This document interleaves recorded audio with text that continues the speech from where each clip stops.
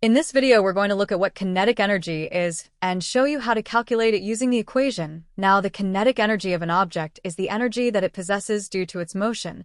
So anything that's moving has kinetic energy, whether it's a plane or a particle. How much energy an object has, though, depends on two things: its speed and its mass. For speed, the faster an object is moving, the more kinetic energy it will have, which kind of makes sense because if you think about any fast moving object, it must have had lots of energy transferred to it in order to speed it up, and that energy is stored in the kinetic energy store. So fast objects have lots of kinetic energy. Meanwhile, for mass, as long as everything else is kept equal, for example, the objects have the same speed, then the more mass an object has, the more kinetic energy you'll have. So if our particle weighed 0.1 grams, but our plane weighed 20 tons, and both of them were traveling at 900 meters per second, the plane would have much more kinetic energy because it has a much larger mass, but the speeds are the same. What if instead, though, the plane was traveling at 5 meters per second and the particle was traveling at 4,000 meters per second? In order to find out which object had the most kinetic energy, this time we'd have to use the equation, which states that EK equals 1/2 mv squared. If you're not familiar with this equation, the E stands for energy, and the little k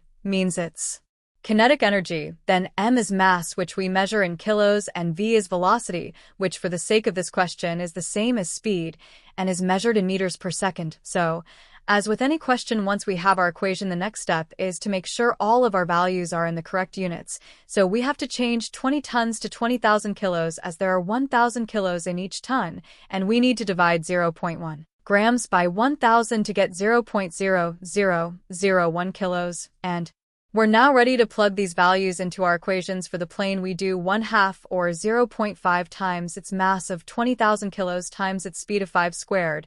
And remember that it's only the speed that's being squared, not the entire thing. So that gives us 250,000, which will be in joules because we measure energy in joules.